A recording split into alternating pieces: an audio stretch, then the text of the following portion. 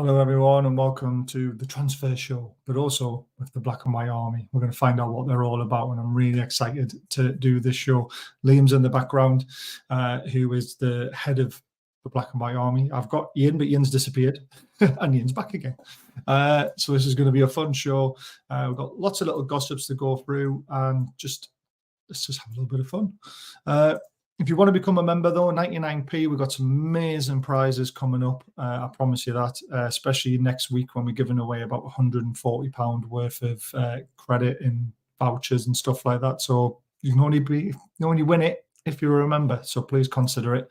And that's all this rubbish. Super chats, bottom right-hand corner if you want to donate. And we're getting absolutely hammered in the Youth Cup.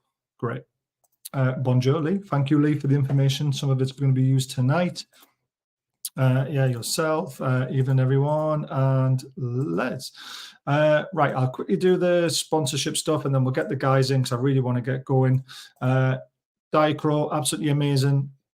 Code BAZ20 to get 20% off their site. They do amazing stuff. Link is in the description. And same for football prizes. New to the scene with myself, absolutely brilliant. They've got a new prize raffle on the go. Loads, 15 other prizes. There's 2 Joe Linton signed shirts there. It's a full Newcastle United signed framed shirt. You know, it'll be announced on Tuesday the 23rd who the winner is. And a massive congratulations to Les, who only bought tickets because he watched the show and saw that this was available, and he won the golden signed shirt. So absolutely amazing that someone who watches the channel saw this, bought a ticket, and actually won. It's amazing. I'm buzzing for him. Right, let's bring Ian in first of all. Hello, Ian. How's it going? I'm all right, mate. Yourself? Yeah, good, man. Looking forward to this. It's going to be fun. We're going to bring Liam in now. Liam. Hi, everyone. How's it going? Yes, all good, man. So what we're going to do, we're just going to talk about a couple of things in the news, and we're going to speak to yourself, Liam, about what your plans are for, what you're doing basically with the flags and the walks and all this sort of stuff, and then we'll get into some transfer stuff and get everyone's opinions on the latest news. So this one popped up first today. North East Footballer Writers Association Player of the Year, Kieran Trippier. He's had one hell of a year. Took a lot of stick recently, but undoubtedly, nobody has contributed more than Trippier. Bruno a close second, obviously, but Trippier's been absolutely outstanding for a whole year, hasn't he?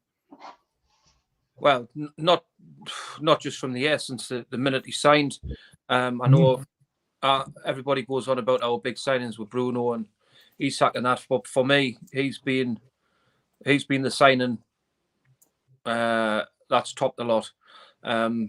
He just leads by example. He's our, I know Lascelles is club captain, but he's a different Kieran Trippier when he's captain in my eyes. He just steps above to that next level where when his standards drop a little bit, we're quick to criticise him, but for me, I think he deserves every accolade what he does on the pitch and I think he's absolutely world class, mate. Yeah, I'm with you on that one. Liam, your thoughts on Kieran Trippier's time at Newcastle so far and winning the award, which he so rightly deserves?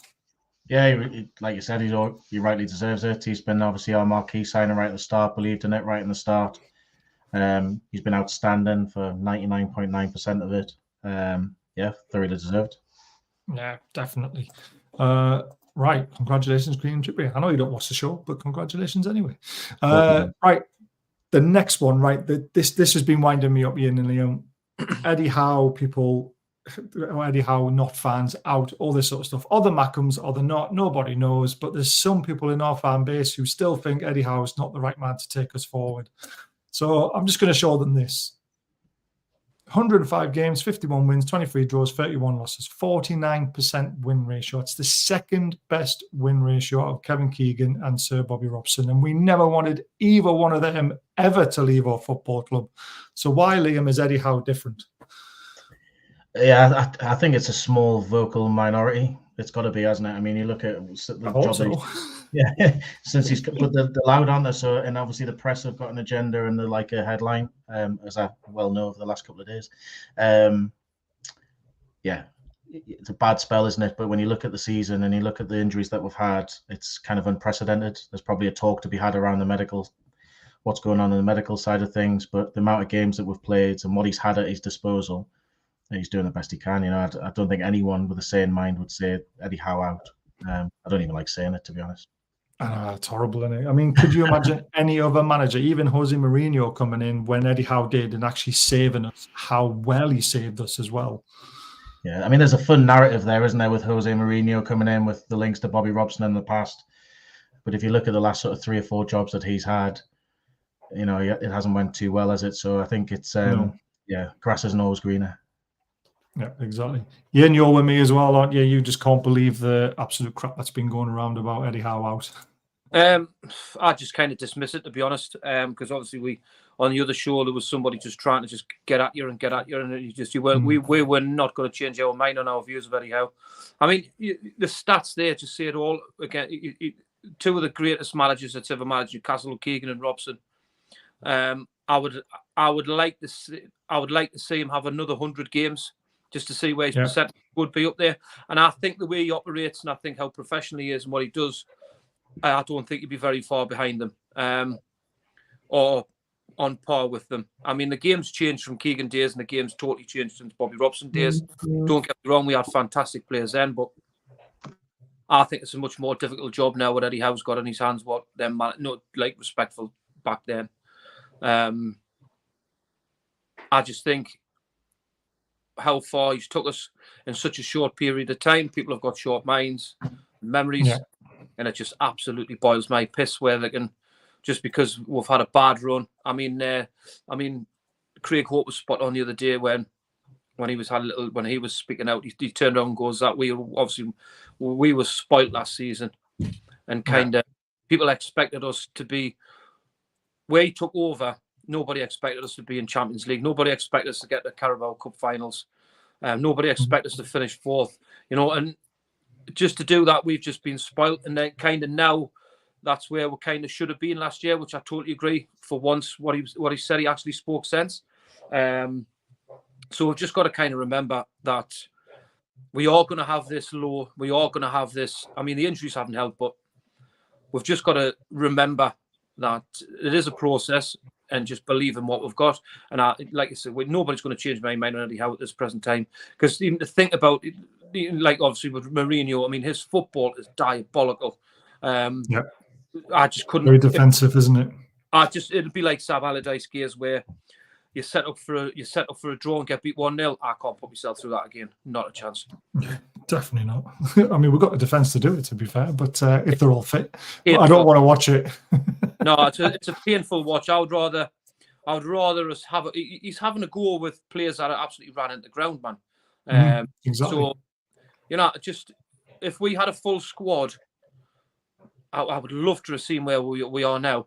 It's just beggars belief that we could have been somewhere a lot higher and been in stronger positions and would have been more luckier in the Champions League, I believe. But I've just got to stick behind our gaffer, and I'm 110%. I'm just like yourself. Yeah, agree. So on the screen there, I'm buzzing that I won the golden shirt. It's going up in the grandson's bedroom. This is Les. Les joined the channel a while ago. He said he'd never won anything, and since he's joined the channel, he's won 3 things, the jammy git. So I don't know how he's managed to do it, but he owns this now. Beautiful Anthony Gordon shirt from Football Prizes. So if you want your chance to win anything, honestly, check the link below. The tickets normally average about £3-4, and you get to win amazing prizes. So it's definitely worth looking at. I bought 5 for this next one because there's loads of them in prizes, and I just want to win one. But I probably won't. I see all the mainstream press have jumped on the Athletic story about the chairman's court case using headlines like Newcastle chairman is nothing to do with Newcastle. Exactly, it's now to do with Newcastle. Someone robbed them of £43 million or something stupid like that, and obviously everyone's like Newcastle chairman this, Newcastle. It's just, people look at headlines and then don't read the actual article. It's ridiculous. But if you look at the same people that constantly put these articles up, mind Ollie Holt and that tosspot that put it on yesterday, mind they've got a real agenda against Newcastle United, and it's stands sore thumb.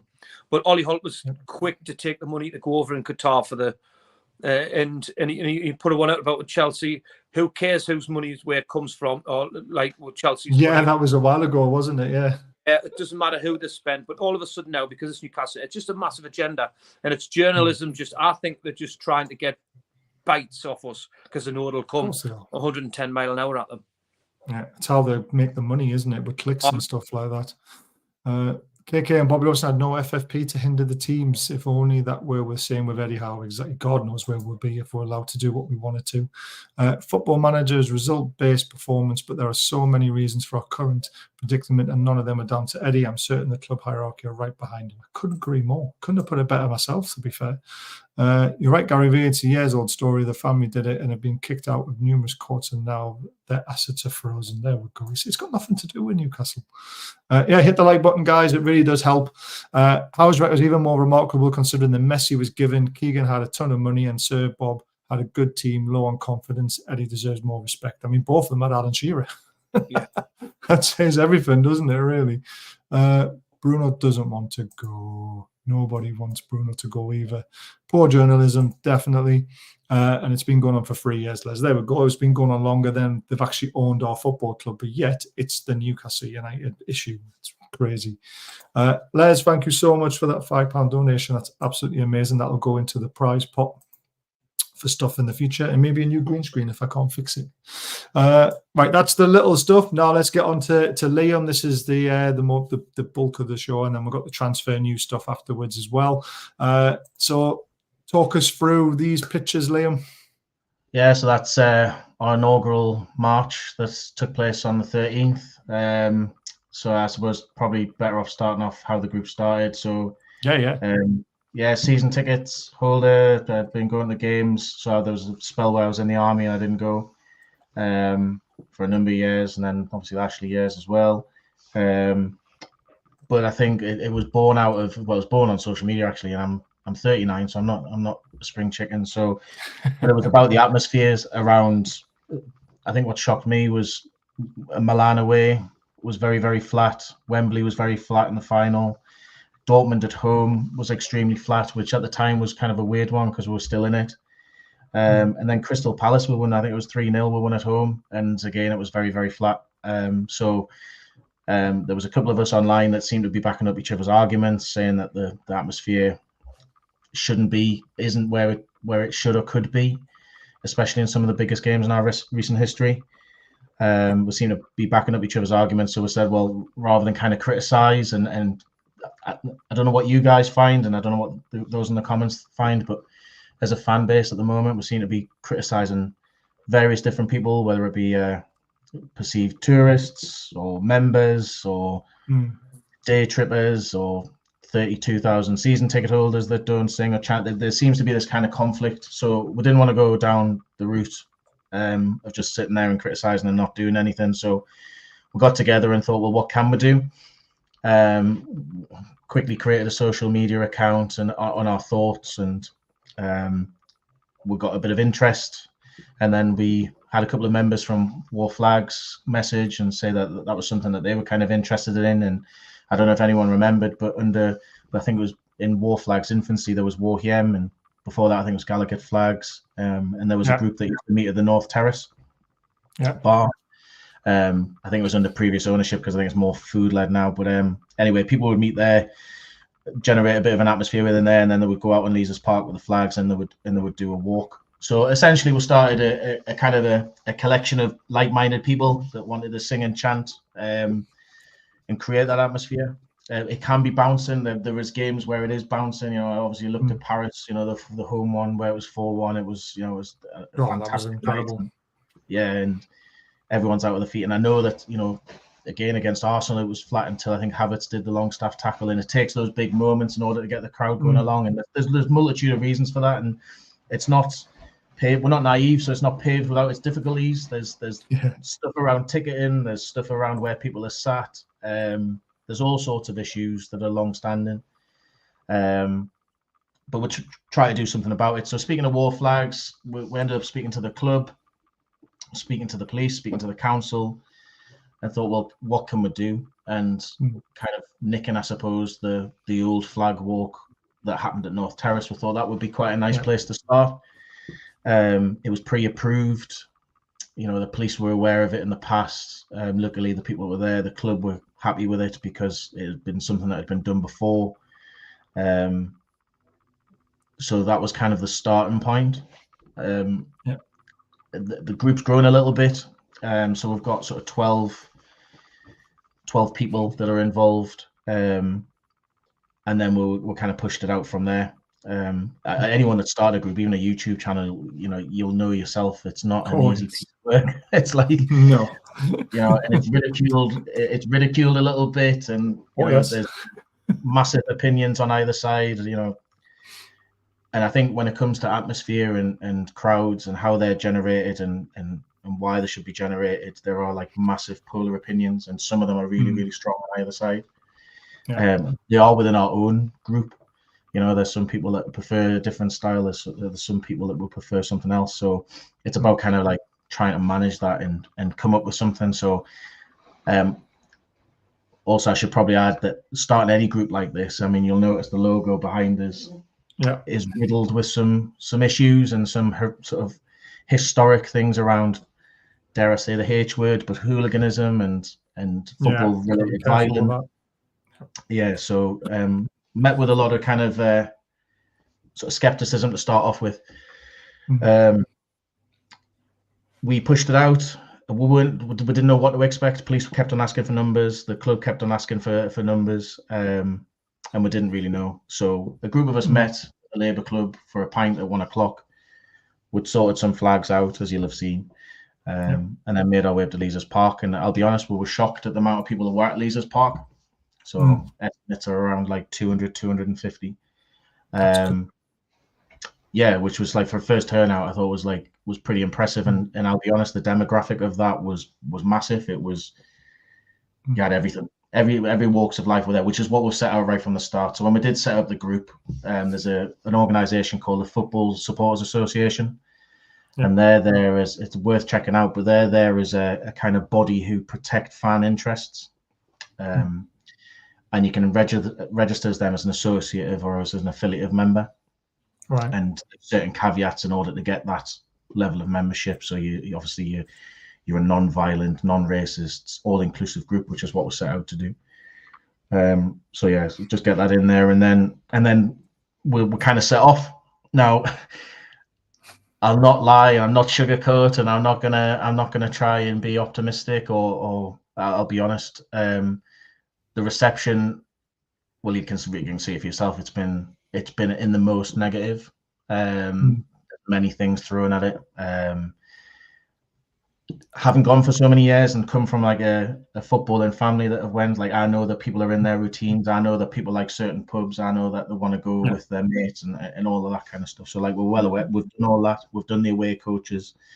I've ran up Northumberland Street because Mad Mick told us to have a competition with the fan, and you had to strip down your boxers and get something from Macron. I've done been on away coaches. I've done all of that. But we had to start somewhere. So it probably didn't look great coming out of Leazes Park. I think some of the shots where it's wide, it kind of looks kind of like a walk in a park, which is got branded out. Fair enough. I mean, it's a fair assessment. It is a fair assessment. And then as we went down to Leazes, it picked up a bit. There was people on there that didn't chant on the march, but all in all, I think if you look at it from this probably is optimistic. If you look at it from, we've started something. We created we created an event. 200 and odd people turned up. It was all safe. Everyone kept to the caveats that were had, which pyro is a massive issue. There's the potential for that to get out of hand. There's you can't have any pyro anywhere near the stadium. And everyone was well behaved. It was successful from that viewpoint. But it was the first one, so there's plenty to learn from it. There's plenty of stuff and feedback to get offline, as I'm sure you can read. But as a benchmark and as a starter, it's something. And again, if nothing comes of it, then rather than criticize and kind of say and sit there in silence, and we've done something. Yeah, exactly. I mean, the one thing I like about it is they mentioned the demographic of it. There's a lot of young fans there, who are obviously out there wanting to make noise and enjoy it. I mean, the pictures are brilliant. They look great in black and white. The young lad there on his dad's shoulders with his flag. He'll remember that day for a long time. It's not just about making the noise and making the atmosphere. It's also about making memories, isn't it? Really, it's going with your dad. I mean, I remember going to games with my dad, and I used to just love walking up the steps and going out to St James's Park. But this Yeah. sort of stuff, it's really good. I remember it was a while ago, it was ages ago. I think it was the Chelsea game, last game of the season, and you mentioned that flag walk, and they walked right past the Gallagher end. And I was like, whoa, this is mint. And there's loads of people shouting, with like singing and in unison, and the chants were absolutely brilliant. Yeah. The one thing that's not for me, and it's my personal opinion, I don't like a drum to drum up an atmosphere. I think that's what your voice is for, personally. Yeah. It looked all right in an away game, I guess, with Paris Saint-Germain at the top. I mean, they never stopped singing, did they, through that whole 90 minutes? And we were fantastic that night as well. And they had a drum-led, audience. And I was like, it's a very American thing for me, which, again, it's my opinion. No. If there is a drum, fair enough. Crack on. Yeah. But I like the fact that you're doing something. That's the thing that people need to remember is that. Go on, when I got my first season ticket, obviously I played football for 17 years, so I couldn't go. But then I eventually got one when Rafa was there, and they actually done the flag walk then. And when they used to come past the ground, mate, there was a drum there as well. It was loud, and it was great. And then it just kind of died off, and it's great what you've tried to do. Now, my personal opinion is I think you might have done it at the wrong time, simply because you've had probably two of the best away supporters at St James's Park. European night. I mean, when I was at the PSG game, it was like you used to normally see in your normal English fans in the ground. It was completely different because it was just a different. And I mean, they set off on their own fan walk right the way throughout the ground, and that was completely different. Yeah, their ultras, they do that week in, week out, and they're orchestrated to perfection, as they say. Yeah, and it's the same with Dortmund. Borussia Dortmund's probably the best at it in the world, especially at home with the yellow wall. Union Berlin are absolutely world class at it. Because we're in the Champions League, probably people will feel like we're trying to mimic what the top clubs are. So I mean, at points where I've seen it look okay, and people's always going to put out the worst of it. Mate, they're not going to fit and say that's absolutely fantastic. Keep carrying on. The way social media is at the minute, Newcastle's in a little bit of a real sour place at the minute regarding financial fair play, transfers, Eddie Howe. Don't give up on what you're doing because you've started something. You've obviously started something because you believe in it, and people believe in you, or you wouldn't get so many followers, mate. So just keep on doing it, persevering with it, and you'll eventually, if it works, it works. But like you say, if it doesn't, at least you've grabbed it by the balls, mate, and give it a good go. You know what I mean? Spot on. Thanks. No, I really appreciate that. I think, not to name the club's fans specifically, but we've had messages from other groups in the Premier League who are starting the same thing. If you look on the FSA, there's an atmosphere, sort of task team being set up about it, because I think people are finding football's becoming more corporate. The London Stadium is an example of that. I know Arsenal are doing things, and I think there is a worry that we have to increase our revenue. I think anyone knows that. If you look at, we can't compete financially, we can't compete on the commercial scale. But like, kind of one of my concerns and why I started the group as well was, we have to keep some semblance of what we're about. We're known for having an intimidating atmosphere. We're known for having that place rocking, and I think as changes will come, undoubtedly there will come. I don't want it to be at the sacrifice of what we've had. I'm not saying the atmosphere's always been good. I've been in places, especially under Rafa's time, where the atmosphere was flat. I mean, Crystal Palace give it a fair good go every single time at home, mind. And they've got that little core inside the ground, and no matter what they say, they'll do it. So, and I mean, we just see it on the TV, or we hear it when we're there, or whatever, etc. We don't know what goes on behind closed doors. We don't know how many of them follow them, but they've got that main core week in, week out that do that. So just believe in what you're doing. If that's what you want to do, and like you say, you want to carry on what you like to keep the name, whatever. Just keep on doing it. It's great. Yeah, exactly. I think sorry. No, go on, mate. I was just saying, one of the comments there is like, it's so true, is that we've set out, like, all of the stuff on the website or Twitter is that we've kind of set, what I said right at the start is not to set out to criticize anyone. If you want to, everyone's entitled to go and watch the match how they see fit. I see some real sort of vitriol stuff against YouTubers or particular type of people. And we're not, everyone's entitled to watch. If that's sat in silence and analysing and that's your kind of way of watching the match, that's absolutely fine. I think all that we want is that if we want to do that vocally, that we've got a space to do that. We're not here to step on anyone's toes or... Do you know what boils my piss is when I see a lot of comments now at football matches when somebody said, I got told to sit down. I got told to stop shouting. I got told to stop swearing. Do you know, if you're in an area where there's kids, I'm not kidding you, right? I take my son to football matches, 7-year-old, and sometimes he lets swear words slip, right? And I don't. It's that uncomfortable situation as a dad, isn't it? Do I tell him off? Am I proud of him? Am I not? Do you know what I said to him was, a lot of his swearing's in content of songs, right? And what I've said to him is, don't bring it home, mind. It stays at the match. Now, if you're in an area where you're full of kids and stuff, surely you've got to conduct yourself in a way where it's appropriate. You've got to ticket in the area for a reason. Now, if you're in the Gallagher in safe standing or sitting in the Gallagher, and you know that's predominantly an atmospheric part of the ground, and someone's telling you to sit down, I don't think so. You get out there and you've got your own right. You pay that money. You give it what you want to support your club, and that's what I 110% agree what you've just said there, mate. Yeah, spot on. I agree with people sometimes telling someone to sit down if they're one of those people who were standing up for 90 minutes when they're literally blocking someone's view. Do you know what I mean?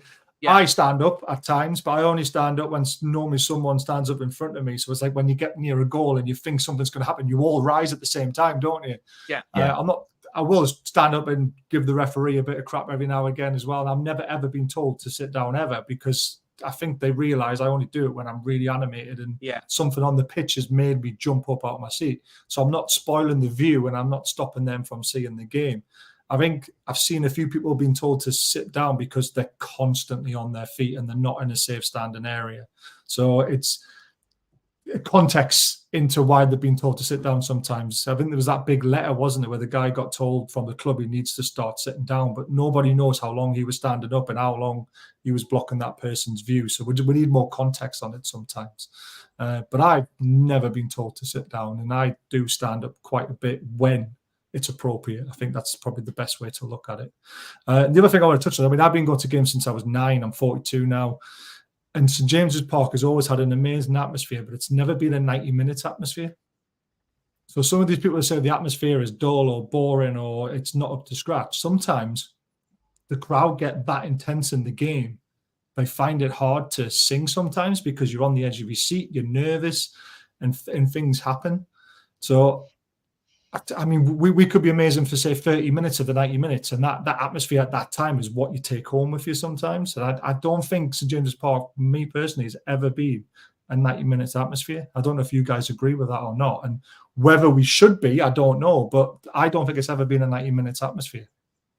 I try and balance it with my kind of perception as I was in the mid-90s under Kevin Keegan, and whether it was I keep going back and thinking, was it because I was young and I didn't know any different? But I certainly remember not being able to hear.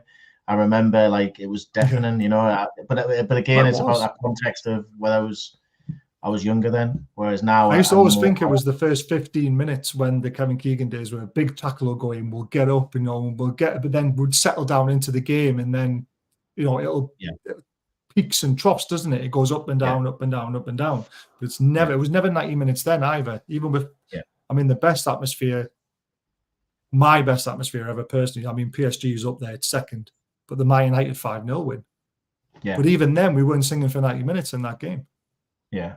Do you know what I mean? So that's what I mean. It's. I don't think we'll ever be a 90 minutes stadium, that chapel. As long as we're there at the start of the game, you know, when the team needs us and when everyone wants to sing, everyone sings. It's absolutely breathtaking at times.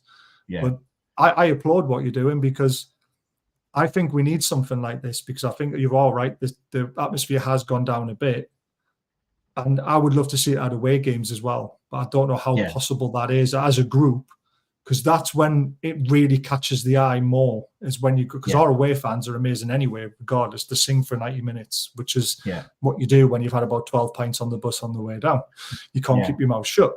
It would be nice to see us intimidating not in a bad way, but doing a walk like that when we're at Arsenal, when we're at Spurs, when we're at Man United, taking over the town a little bit. I would love to see a replication of what Paris Saint-Germain did, but our version of it. And as long as it's done in the right way and there's no violence or anything like that, it is purely just showing what a fan base we are. I'm all for it. And I want to see more. I think it could happen. I think at the minute, the problem is the ticketing. I think there's right and wrong. So the way they've done the ticketing, and there's all sorts of debate on how many corporate get allocated. But I think groups of people that used to go together now can't go together. So it's kind of separated. And been to a couple of games the way of the season, and it is a different atmosphere than what it was last year. But going back to the 90-minute stuff, I mean I'm for drum personally, and it's not because I like the sound of a drum, because I don't, if I'm being completely honest. Quite often what we hear is, Borussia Dortmund drowned us out because they had a drum and stuff. Well, yeah, kind of exactly that, They did drown us out. When we were going full throttle, we couldn't hear them in the Gallagher end on the far end. That drum couldn't hear it. That's how loud we were at that point. But they did it for 90 minutes, though. Their drum kept on going. So when we got quiet again, you heard them straight away. Yeah. And that's the difference. You don't normally hear that from like a normal away group. Yeah. They just kept on going, and they epitomised what a well-organised group can do. I don't know if you lads have noticed as well. You lads have noticed it, or in the chat as well, but Blade and Racers, it's sang for like a million miles an hour, and then it's like by the time it gets round to the ground, you've sang maybe the first couple of lines, and then it goes. But like our iconic song doesn't get sang. That has wound me up this season and the last couple of seasons. We hardly ever hear it now. Even in the Rafa days, it used to be the Rafa song, didn't it? Yeah. And then the Richie song and the Magic Hat one. But the Blade and Races is very rarely sung now, and it's such a shame, because when it's done right, it sounds amazing. Yeah. So the drum can help with tempo and stuff like that and keep chants going. But just to kind of dispel any form of, because quite often it's like, if you take that in, I'm going to shove it somewhere. We've never proposed to have the drum in the ground. The band at the minute anyway. It was only going to ever be for outside. So I wonder how PSG got their drum in then. It makes you think, doesn't it, if they're banned? Well, I'm led to believe they forced it in. So both them and Milan and Dortmund had kind of rushed it in. Is it not? Is it not different UEFA rules as compared to the Premier League rules? Or that could be. Potentially. Yeah, UEFA rules are always different, aren't they? Could be different. A good shout, that Ian. Very good shout. Last little segment of this, Liam. What are the plans for the future? Well, we're met tonight on the back of everything that's gone on sort of Twitter and YouTubes and stuff like that. So at the minute, we're not planning anything. I think we're just kind of going to have a pause and think. Review what went well, what didn't go well. I think we've established, there was a lot of people on there that didn't know the chants. So it did look a bit like a walk in the park. Like you have already alluded to, I think it needs to be more organised. So whether that's a banner at the front to make sure that everyone's together and not just strolling. Wandering off and not being wandering off. I mean, PSG done that. They just held the banner across. Yeah, the banner out when everyone walked behind it, didn't they? Behind it. So it kept it like unitized and it looked great. Like. There's a lot of work to be done around like making sure that people know we're not ultras. We'll still get it now. Ultras is a massive broad term. It was used in the 1960s by a newspaper in Italy to describe fanatical fans, and then Sampdoria were the first fans that said they were ultra fans. And then from there, you've got massive extremes to the left and massive extremes to the right, which are probably what hits the headlines. So there's a lot of work to be done around saying, well, I'm not going to call us an ultra group. We're not an ultra group in the fanatical, passionate, yes, but there's a lot of work to be done around that. And then speak to the club, because ultimately they have to support it, and without them it's probably a non-starter. But I think the message, with Flags being on your side, I think the club are going to listen, because they've let them do what they want to do inside the ground, and it looks amazing. And if they've got some sort of involvement in this, I think the club will be all ears, to be fair. I think War Flags are absolutely amazing what they do, and they have got obviously the club's ear, and what they do is fantastic. And right at the outset, when we started this up, that was the first email that I sent actually was to them to say, under no way are we suggesting or want to taking over, undermine or cause them any kind of difficulty, because they do a fantastic job. But I think probably yeah, where we differ a little bit is that from a visual perspective, it's amazing. It's how do we carry it forward into then an atmosphere? I mean, like you've seen on Twitter, you know, Murdad, I think he's went back now a little bit because his PR team's probably told him to, but where's the atmosphere? And that tweet did not go down well. No, not at all. I think the support from the club, I think you've ticked boxes straight away, to be honest. Even though some of your things that you think hasn't went well, I think on a club's vision of it, I think the most important thing is that there's been no violence, there's been no trouble, no police has been involved, like exactly. That. So they'll look at that first of all, and then they'll go, yeah, they've organised it quite well, and then they will give you another opportunity to improve, and if they can see you working hard, and especially like with the backing of all flags, they will back you because that's what they want. They want this club atmosphere. They want everything to be together. So I can't see the reason why they won't back you, mate. Yeah, that's really positive. Thanks. You've made us feel better anyway after the last couple of days I've had on Twitter. Forget about Twitter, mate. It's a cesspit. I'm going to play the video for you to show you what it sounds like. We could bring those pictures alive. So here we go.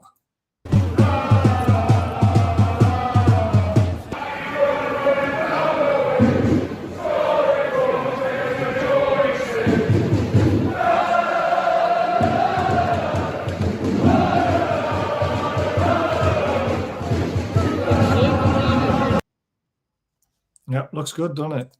Showing the video is a little bit too small, but a good bigger one. But imagine that going towards the away fans, they'll be like, "Whoa, what the fuck's going on here?" Do you know what I mean? That's the sort of stuff we want. But it all looks amazing, and I'm well behind it. So we wish you all the luck and growing it bigger. This is where you find them on Twitter. Please give them a follow. And get behind them. And if you've got any ideas, I'm sure Liam will be all ears as well. I mean, criticism is welcome as long as it's constructive criticism. But if you're an armchair fan and you're sitting complaining, don't fucking bother. We only want to hear from fans, real fans who want to have an atmosphere, who go to games. And not even ones who don't go to games, but ones who want to hear the atmosphere through the TV. They want to hear the chants in the ground. They want to hear us taking over stadium. So get your ideas in and get your thoughts in. If it's, like I say, even if it is constructive criticism, it'll be all welcome, won't it, Liam? Because anything that will help you to make it better. Anyone, honestly, anyone could be part of the group. There's no, absolutely anyone. Awesome. I love it. Right, let's get on to transfer business then. It's all a little bit sour at our end at the moment, isn't it? What have we got first of all? So this really tickled my balls today and made me a little bit angry. Chelsea have been offered Benzema, Firmino and Mitrovic from the Saudi Pro League as Micho Pochettino seeks to add firepower to his squad. What about fucking Newcastle? It really wound me up this because Micho for 6 months, for me, would be a no-brainer if he's available. Again, I think that's a dig at Newcastle, mate. Possibly. I mean, they've got 2.2 million subscribers, this Twitter account. This is why I always look at them and think, is there something in this or not? So, yeah. I think, obviously, with everything going on and we're publicly going out to say that we're caught with everything with the financial fair play and we're struggling to sign players and this, I think our name's just getting put out there to have a go and just say, haha, look at this. For me, if there's any truth in that, one, wages of Firmino and Benzema would just be absolutely ridiculous. So you can forget them too. Mitrovic, for me, I think he's a loose cannon. I think he's matured now. I really do. I think he's went to that level for a reason. Obviously, money, but he'll know it'll be a stroll because I think he finds it tough in the Premier League. Possibly. And when he was at Fulham, he walks about. It reminds a bit like a rough Berbatov. He like walks about, and then when he wants to do, I mean, his record for his country is brilliant because he seems to have a bit about him. But when it comes to club level, I scratch my head with him. I really do. So I kind of, yes, I get you with the transfer news live. He has got a lot of followers, etc., etc. But for me, I just kind of went, nah. I think it's another personal agenda, I really do. Possibly. Liam, are you in the same sort of boat with that? Yeah, the whole thing around the loan market in Saudi, I think I'm sure they know what they're doing at Newcastle better than I do in terms of transfers, but I think we're just playing too nice. Like, if it's legal and if the rules are there, why? And we're in the predicament that we are, where if you look at our bench and the standard of no fault on them, by the way. In terms hell of the no, young but players. it doesn't look But great, why does don't we it? just explore it? Like it's. I think we are playing too nice. I think it's the whole FFP narrative and to be seen to not draw attention to the facts of our ownership. I think that's why we're not doing it. But as a competitive team and sport, what I want to be seen is, well, yeah, let's get Neves in, let's get let's get them all in. If it's there to be exploited, let's exploit it. Yeah. I would have loved Firmino, to be fair. I know he's not the best one out of a lot of them, but I think he's a Howe kind of player, to be fair. There's one thing about going back to the flags again. I just want to mention, I forgot. It's just popped into my head again. I was going home on the train from the PSG game, and 5 PSG fans were on the train, and they came up to me, had a little chat, and they said, by the way, we had a drum and a microphone. Your fans, when they were singing on their own, was unbelievable. So there's a little bit of thing to maybe take in, that our fans already know how to sing in unison. So it's maybe getting that harnessed right, because they were shocked at how loud we were, how coordinated the ground was at singing when we were singing. So yeah, it just popped into my head that I forgot about that. Good. And that's from 4 PSG fans as well. And I thought I was going to get hit on the way home, but they were all right. Got to be careful these days. Right. Anyone know much about this lad? Newcastle are planning a swoop for Atalanta star Edison, who would cost 35 million. I have been told these links are very genuine. Yeah. I think we have been put off by the Calvin Phillips loan fee. So we are moving forward with our summer plans. And I think he was a summer signing in. Well, we if you remember back from the summer just gone, we actually inquired about him then as well. Yeah. So it's another name that popped up, and actually was scouted. Steve Nixon's been over there and scouted him again. Yep. Now this is where this transfer news has popped up. The figure I didn't say was 35 million, so I don't know if that's euros, because the one I seen was about 27 million. Right. So maybe 35 million euros is 27 million, roughly. I would have thought more 30, 31, to be honest with you. But, I mean, the fees on these Twitter accounts can always be up and down, can't they, though? But the actual interest is genuine. I mean, they don't want to let him go because he's one of their better players. Because what I've been reading the lines, he's more of a box-to-box midfielder as well. He's not a holder. But we don't play with a holder, do we? As long as we've got the legs in there with Joe Linton, we don't need a 6, do we? But it's this whole narrative with the way the team's been playing recently, and that big hole when Joe Linton's not there, it makes it look like we need a 6. Yes. But yeah, this popped up about 5 o'clock yesterday afternoon. And it doesn't seem to be going away. Again, it's been all day today. So, and it was a bit like the Joe Linton story where that popped out from nowhere about he's out for the season, then all of a sudden that gathered is to be the truth. So this one may have legs. I honestly think it has. I really do. I think we're moving our summer plans a little bit forward because of the Joe Linton situation, and I think he's the man to come in and help the burden. I mean, it makes utter sense as well to put a Brazilian next to a Brazilian. Yeah. Because if obviously his language barrier, and so he might. I don't know if he speaks English or not. But it's one of these where you kind of get a feeling where it is. It has got more legs than the other ones that's floating about. And to be fair, there's not many names getting branded about. And I mean I think that's right throughout the whole Premier League, mind. And I was just thinking today when I was watching the transfer shows. Nearly on every transfer show, they would say the Premier League club's net spend up to now is 35 million. Yeah, it used to be outrageous, didn't it? Yeah, there's nothing on that at all. And I don't know if it's down to this financial fair play cases that's been going of late. I think it is. But everybody's petrified of spending now. So, and I think a lot of clubs is going to be going down there. So, because we've got all this, we apparently we've got all this money to spend, which we haven't. I think they're using us again as a screen to go, well, they've got all this money, let's say, well, why they can't spend it, this, that, and the other. So it's, and I think a lot of clubs in the same boat, by the way, and they're not just not saying anything about it. And so obviously some clubs are getting penalised. But getting back to this transfer, I do think this generally got legs. I do. It's got all the markers of a signing, hasn't it? If you look at his age profile, you look at his size profile, he speaks, Brazilian Portuguese. At 35 million, he looks like he's a one that could potentially add value in the future. So it's got all the markings of something that they will be looking for. Yeah, well, we're going to dive into him a bit deeper. I just want to put that one up. Colin, thank you so much for the £10 super chat. So generous of you. Gets a round of applause. Everton, Forest, Chelsea all screwed, maybe. So let's have a little look at his profile. So he is only 24, as you mentioned. He's right-footed. He plays in midfield. He is a box-to-box.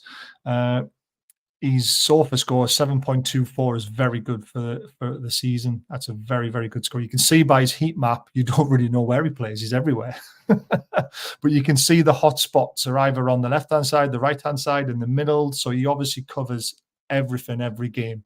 That heat map reminds me of a Bruno and a Joe Linton. That heat map there reminds me that Atalanta's got a weak left back because he seems to do quite a lot of covering in that left-hand area. Yeah, potentially, yeah. It's a lovely heat map, though, isn't it? Yeah, you could probably say Joe Linton's area. That's why he could be pushing him to pull into there. You could be right there. Yeah, definitely. Let's just put these up very quickly. Loaded done a spot on him as a J7, but slightly better. But he's America League. I think Atlanta has a relationship with us. It's Atalanta. It's Italian. Yeah. It's got the wrong league, mate. But it's easy to make that mistake because I made that mistake before as well.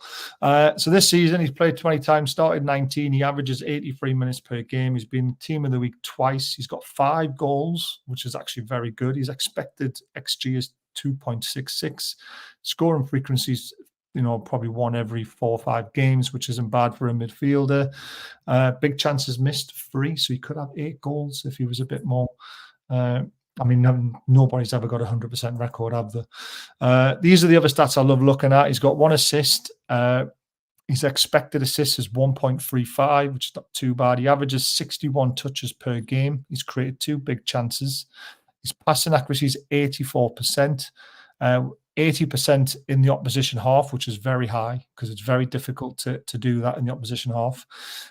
Interceptions per game, 1.4, 2.5 for tackles. Balls recovered per game, which we know Eddie Howe loves, 5.5. That is very, very, very good. And only 1 goal leading to an error. And as you can see by the duels, 5.4 per game. He wins 59% of them. 4.2 are ground duels and 1.1 are aerial duels, and only 3 yellow cards as well. So he's very disciplined. So looking at those stats, Liam, are you impressed? Yeah, he gets a thumb up. Well, certainly at the minute, anything's better than nothing. We keep looking at that, yeah. We don't want defenders coming on in midfield like a lot of people have been telling us we should have done against Man City, and we would have stopped Kevin De Bruyne, wouldn't we? No, like I said before, I think he looks good value. He looks good value at 35 million. He hasn't got the British tax on it, has it? If you look at, someone mentioned Conor Gallagher before, but I have seen Atlanta on TNT a couple of times, and he's impressed. Yeah, Ian, what about you? Looking at the stats as well, is it a massive 100%? Just get him. Yeah, it's a no-brainer for me. We need a player in, and like I say, stats and everything there. He looks like a proper Eddie Howe. Yeah. So if he's there, if he's available, I think they're going to dig the heels in. I've seen you get the boxing gloves on. So if we're going to be serious about these kind of players to bring them in, there's no point of sending scouts over 3 times a year just to go where we couldn't quite do it. Especially the situation with injuries and stuff. We've got to be able to pull something out the bag to get that signing done. Yeah. What happened with Tonali, we went out and scouted him a few times, and then suddenly the deal happened and we didn't even really know what was going on. Everyone thought we were out there for Hernandez and Tomori and Abraham, but it was Tonali was the man that we were after. What we need to do is look Edwards to say that we're in for Barella, and then we'll come away with Edison, so we're happy with that. I love it. The next one that's been picking up rumours today is a 29-year-old centre-back. Now, I don't mind an older centre-back because they've got a wiser head and they're, in their prime, basically at 28, 29, 30 for me as a centre-back. It would only be maybe 3-4 years. We've got Botman for the long term. Brighton are also in for him. It's Italian media again, and I always look at the Italian media and think, but when it comes to foreign players with Italian media, they're normally very good. It's when it's Premier League players they're shocking with. His stats, ground duels and aerial duels, just what you want to see as a defender. He's been injured 3 times, though, since March, which I would like to dig into a little bit more when I get the chance, but that's not a good thing to see. His heat map says he's more of a left centre-back, which for me, and it's kind of like, well, we've already got Botman, so is he really the right man for us? Not for me. When Botman is ideal. You're not going to. I don't think you'll go very far in the world to find when Botman's fit and full to get a better left-sided centre half. I know Fab Shaw's had another year on, but if we drop down to, no disrespect to Jamal Lascelles, I've had a conversation about him before. I still think he will leave. I think he'll go in the summer. But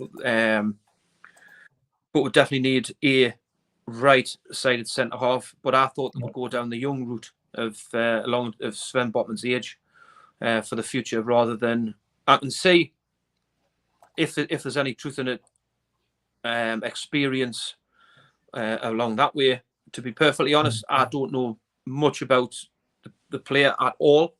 But certainly for that left-hand side, I cannot see it being a good fit for Newcastle. We're going to come on to something sooner, which could be a reason why we're going for him, but let's save that for a little bit.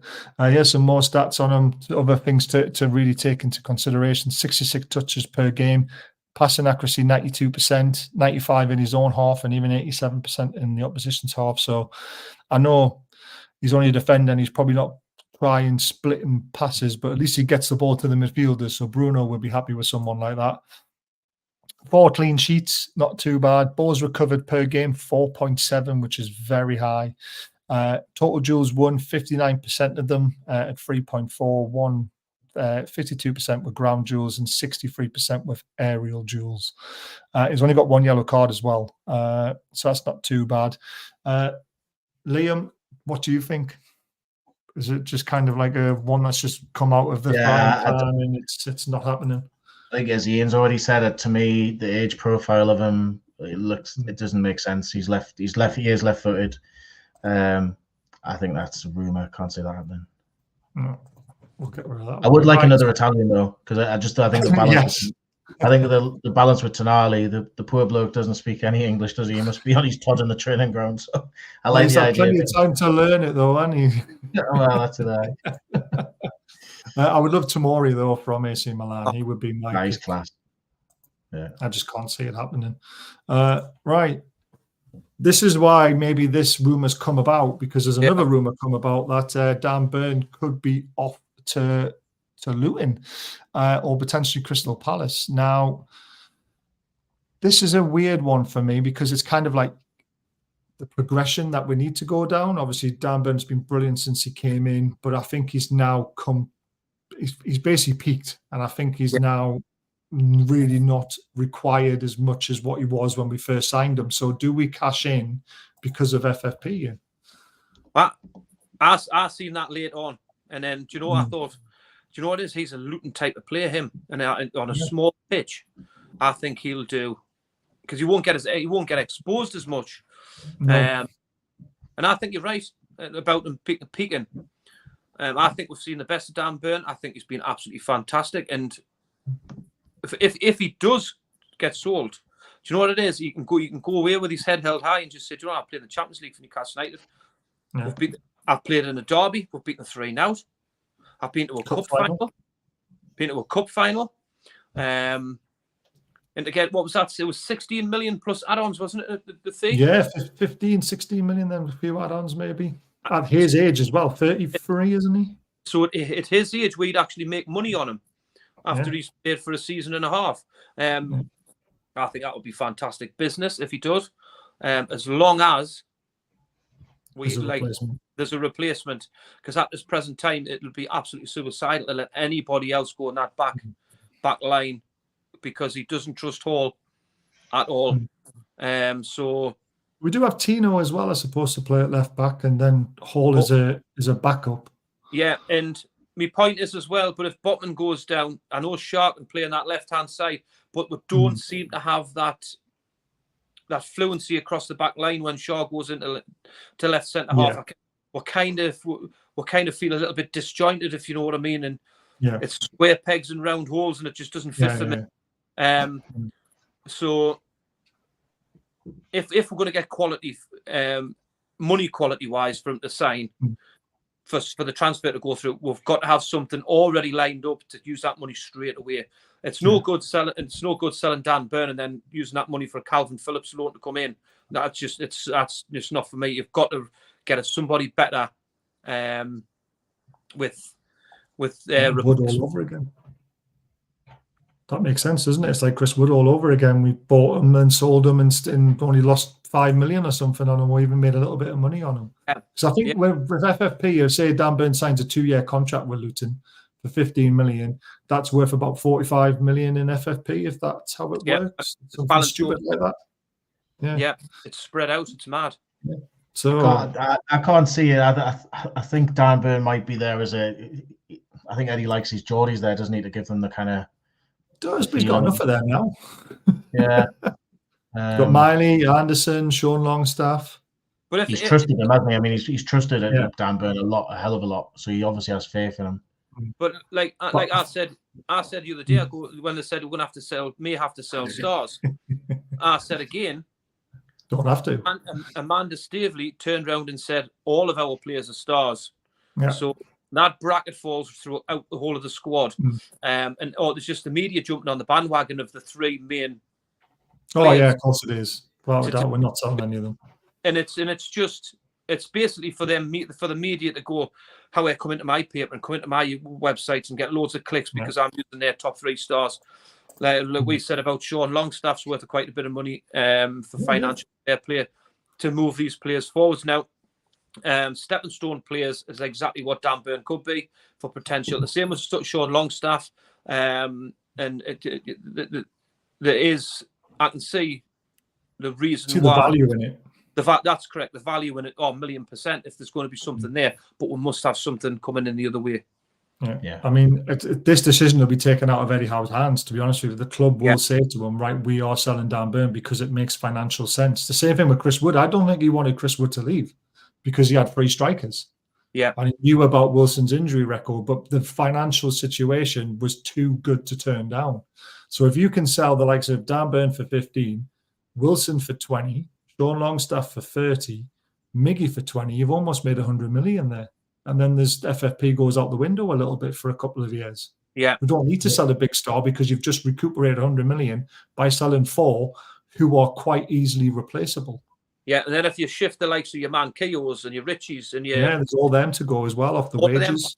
All of the wages. I mean, we looked at players the other day, and I think the wages came down to something like £290,000 in a week, just on them on them 6 or 7 players. Now you shift them off the wage books, and that's a lot of players' wages coming in for financial fair play. So it's 2 big stars, isn't it? Yeah, that's definitely. What a bit of gossip about the Wood one. I was at a wedding around the time him and Shelby went to Notts Forest.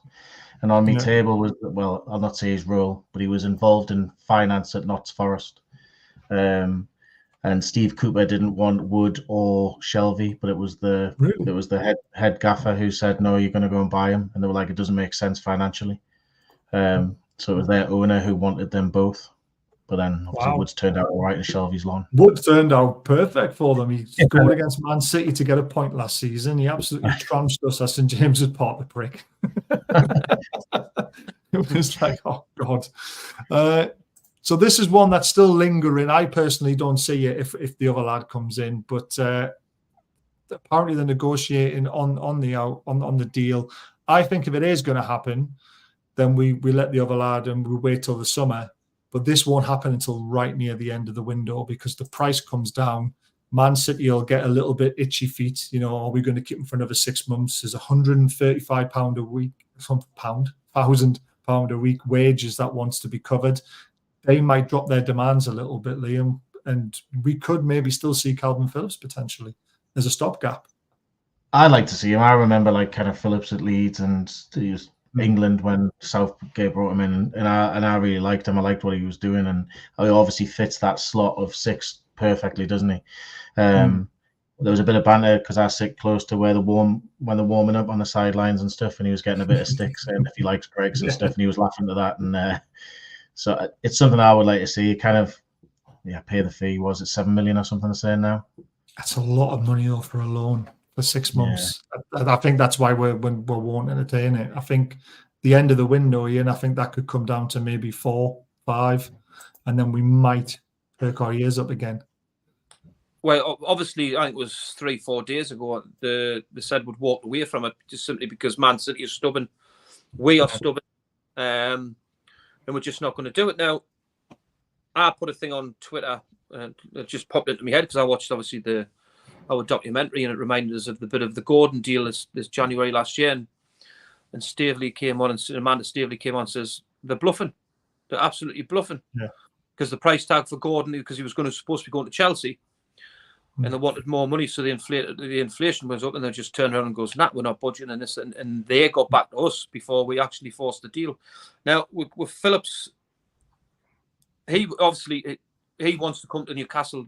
All the journalists, everybody's been saying he wants to come to Newcastle. It's the agents now apparently that's trying to drive the fee down. But is it the agents just trying to get a quick deal done so they can cash in because they know they're not going to get any money because he's just going to sit on the bench again till the end of the season? Don't get us wrong, Phillips must go out and play football because he needs to play football no matter where it's at, obviously to benefit England, and benefit himself. Obviously, Crystal Palace has spoke out that they definitely want him. West Ham are in a little bit of a sticky situation because they've got players out injured. They've tried the loan market with obviously Jesse Lingard when we were in for him when they wanted, I think it was 10 million, I think it was. Yeah, something left. It was ridiculous, and obviously Man City pushed the boat. West Ham pushed the boat out there and took him there. So again, I think it will go. There was only a couple of weeks left in the window anyway, so. If anything's going to 2 weeks is a long time in a window, though, isn't it? It is. If anything's going to materialise with the Edison's deal within the next couple of days, whatever, then you'll know what the outcome of the Phillips deal is going to be, because that's what will. If this gathers pace within the next couple of days, about this, if this just phases out again, I think we'll be in for Phillips. I do. Yeah, I think maybe this. Sorry, go on. I'm just saying, just the problem with it all is that with Joe Linton looking like he's going to be out longer term than the thought, we're just not in the driving seat for any of these deals. Like Man City can hold out quite happily now, can't they? Knowing that we're desperate. We both could get desperate at the end of the month, though, couldn't we? That's the thing. I think my take on it as well is I think Man City's just standing up with the shoulders tall and say how we are the big boys in the league. You mind? We've got the money, we've got the clout. You're just trying to. You're just setting yourself, this is what we want for him and we're not budging. I think they're playing the big boys, like, I do. Yeah. Well, you can't blame them. It's their player and they want to get value back out of them because they haven't really used them and spent quite a lot of money on them. So I understand from their side of things, but they've got to think of the player as well. Well, I suppose they don't, do they? It's a business at the end of the day. Yeah. This one made me laugh, by the way. Rio Ferdinand saying, if I'm Arsenal, let's go out and buy Alexander Isak. There's no release clause in his contract, so if they want him, 150 million, 200 million, guys. What's Mike Ashley speaking about? Yeah, exactly. You know, Rio Ferdinand. What did you think about the one at 9 o'clock this morning, the Joshua Kimmich one? Oh, that's a load of crap as well. He's off to Man City. Well, I didn't see he was off to Man City. He's on about that. It was the German media that put it out this morning. And they turned around and said that his contract's up in the summer, right? And they haven't said anything about it, so they don't know what direction he's going to go in. He's open for a move, but not in January. Yeah, summer move. I've heard City, and I've heard that from City contacts, you see, because obviously I speak to Martin a lot on Mancunian Way, and he has a contact that we're inside the club, and he said Kimmich is basically their player in the summer. So I've not entertained anything with him because of that. It was just another one that just flew out of the blue, and I'm thinking, because normally with Newcastle United, like when we first got took over, we were linked with every player in the world, and transfer window is completely different in my eyes. It's not every single player that's getting mentioned. It's certain particular players which potentially can be actual signings rather than the ones that are just absolutely just blown out the water. So to me, the Kimmich one, I just thought definitely not, well, especially when I said not a January, but are we trying to broaden our horizons again for the summer? Because again, I think he would be a perfect Eddie Howe player. But if you know otherwise regarding Man City, how fair do? It's just again, it might just be agents trying to push that move earlier. It could be. I mean, Champions League football, his wages, it all points towards City, you see. So, exactly. Liam, back to Isak. We're not selling Isak. Arsenal can just do one. Speaks for Geordie, man. He's Harried. He's got the Exactly. I've seen the video. It's brilliant. This was the last one. I thought this was brilliant. And this is why we are not interested in Ivan Toney in any single reason to come into Newcastle United, because it is a deal we don't need to do. Newcastle, this is a while ago, Newcastle didn't want to sell Ivan Toney, it's under Rafa. But we didn't loan strikers to be invited Newcastle to share in Ivan's future success with a sell-on fee. They agreed and wanted 50%. So Ashley, being Ashley, wanted as much as he can get. We agreed on 30%. They paid Newcastle 350,000 spread over 3 years. We received 10 million so far from Brentford, and we'll receive X amount. I'm not allowed to say the number of any future profit, and Newcastle will receive 30% of what we get from us. So if Ivan Toney goes to Arsenal for 80, 90, 100 million, Brentford will get their fee, and then we'll get 30% of Brentford's fee. That could be 15, 20 million easily. Yeah. I think it was branded today. If you went to Arsenal for 100 million, we'd get 7-point-something million. And there we go. Yeah, and someone went, Calvin Phillips money by any chance? And I'm thinking, but I think it was just trying to put logic in what. 2 and 2 together and getting 5 maybe. Yeah, exactly. And hopefully get. I'm not expert in any of this, any of the transfer stuff, but from what I've learned in the past, it seems as if like it's a jigsaw puzzle, isn't it? And you need like dominoes to fall before anything else can then happen. Yes. So. Yeah. I mean, there's a lot of clubs like that. I mean, you remember deals back down in the Championship or the low end of the Premier League, and especially watching the best comedy ever on Netflix, Sunderland Till I Die. It was all about selling a player and that going through for them to buy a player that they wanted. And if the chain, it's like buying a house. If one link of the chain falls, that's it. All the deals are off. And it's happened a few times in football. One of the main deals from them over down the road, they had to stop paying for artificial flowers because it was costing them £2,500 a week for artificial flowers at the training ground. So that was the major turn to buy a player for 140,000. Wow, that's mental. Sean, I've had my say on Ivan Toney a lot of times on this channel. Ivan Toney would not be the player he is today if he was not sold when he was sold. You are now seeing the finished article of a man who's been in League One, League Two, Championship, and now in the Premiership flourishing. There's no way under Rafa and under Mike Ashley would Ivan Toney be the player he is today. Would you guys agree? 1,000,000%.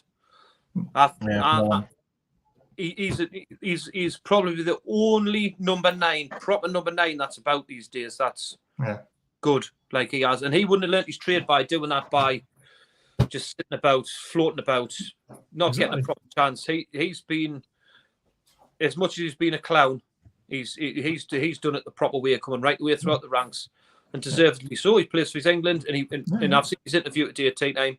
He wants to be one of the best strikers in the country, and potentially, if he goes to a top club, he can be. He could be one of them centre forward.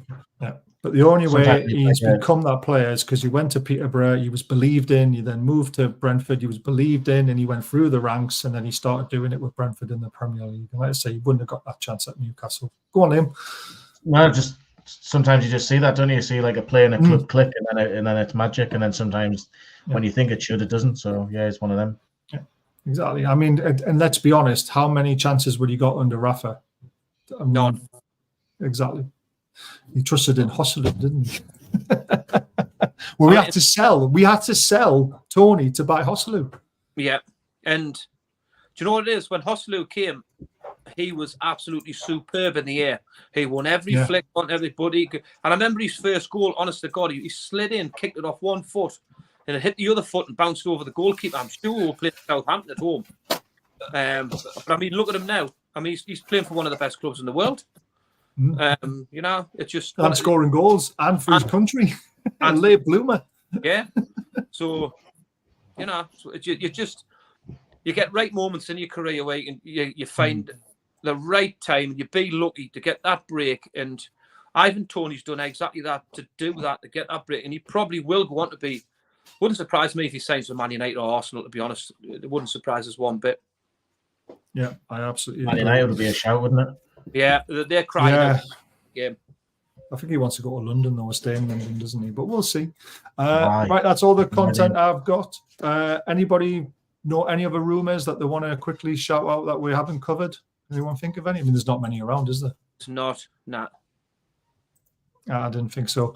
Right, I'll quickly just do this usual stuff. Hit the subscribe button if you've enjoyed the show. I really enjoyed this tonight. It's been absolutely fantastic having Liam and Ian on talking about transfers and about Black and White Army and what they're going to be doing with the flags and walks and stuff like that. Hit the thumbs up button as well. It really helps.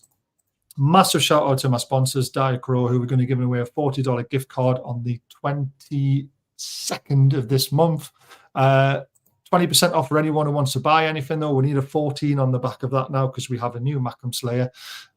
Link is in the description on where to buy the T-shirts. And don't forget about football prizes. Absolutely outstanding sponsorship. £100 they're going to give me to give away in 2 increments on YouTube, £50 to each member.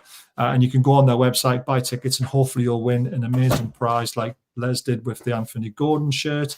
But if you don't want to wait, try and get yourself some tickets for this one, which is on Tuesday the 23rd. Link is in the description to the website. You just go to competitions, find that one, and then buy your tickets. Loads of other prizes. The main prize is the signed shirt that's got all the signatures on it from the squad, but you can see there's 2 Joe Linton ones there. There's a Rob Lee one there. There's like 15 other prizes you can win just from one ticket. So it's definitely worth consider checking them out. Thank you to you guys. Liam, where can we find you? So you can find us on Twitter, BNW, it's an underscore, or you can find us at our website, bnwarmy.org. And like I've already alluded to, if anyone wants to join, anyone wants to help out, everyone's welcome. Thanks for having us on. No, thanks for coming on. Like I say, if you want to do anything else in the future through your group and you want a channel to voice your opinion on, you're more than welcome to contact us and we'll be happy to help, because I think it's a great idea. And I'm all for it, to be honest with you. Ian, what about you? Oh, no, thanks, man. Ian, where can we find you? Well, on here. Yeah, but your Twitter account, mate. Your Twitter account. My Twitter account, of course. Yeah. You'll always find. I'll always pop up here and there, and on you with you, and on the other one, what I'm doing now with the American Magpie over in the United States, which is I'm thoroughly enjoying doing that as well. So awesome. It's great. Yeah, well, you know, you're on here as much as you can be available. Don't forget about Bruno's Magic Hat. They've also got a little fundraising thing going at the moment. They're trying to get 1,000 Easter eggs for Easter. They've got a Lewis Miley signed photo. Basically, you drop them a message how much you want to pay for it, and if yours the highest bid, you win and pay them, and then they put the money towards the charity. So don't forget about that as well.